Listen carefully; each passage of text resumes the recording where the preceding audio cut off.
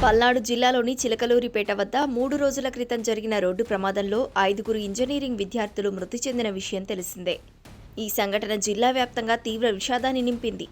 మృతి చెందిన వారంతా మాలలో ఉన్న 5 విద్యార్థులు కావడం గమనార్హం. అయితే ఈ ప్రమాదంపై పోలీసులు జరిపిన విచారణలో సంచలన విషయాలు వెలుగులోకి వచ్చాయి. జాతీయ రహదారిపై ట్రాక్టర్ల లోడుతో వెళ్తున్న కంటైనర్కు కారును అడ్డుపెట్టి ఆపే ప్రయత్నం జరిగిందని, కారును అడ్డం పెట్టడం వల్లే కంటైనర్ను వెనక నుంచి మరో కారు ఢీకొట్టినట్లు విచారణలో తేలింది.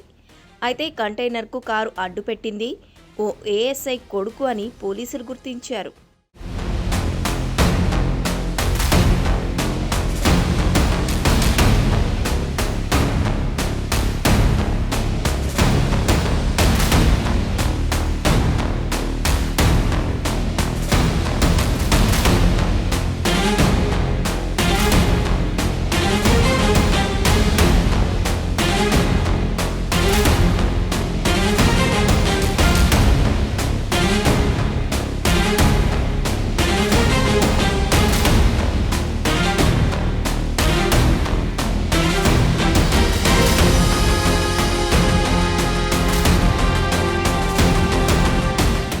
నరసరావుపేట డీఎస్పీ ఆఫీసులో పనిచేసే ఏఎస్ఐ కుమారుడు కంటైనర్ను ఆపినట్లు పోలీసులు గుర్తించారు.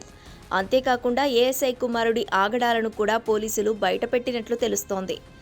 సదరు ఏఎస్ఐ కొడుకు బ్రేక్ ఇన్స్పెక్టర్గా అవతారమెత్తి అక్రమ వసూళ్లకు పాల్పడుతున్నట్లుగా విచారణలో పోలీసులు తేల్చారు. ఎప్పటిలాగే బ్రేక్ ఇన్స్పెక్టర్గా మారి జాతీయ రహదారిపై కంటైనర్ను ఆపాడు.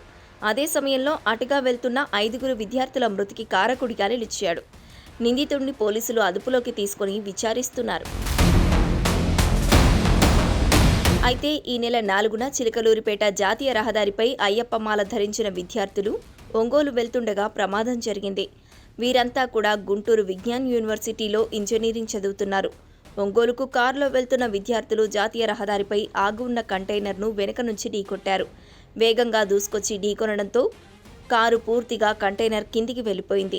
దీంతో 5 విద్యార్థులు అక్కడికక్కడే మృతి చెందారు.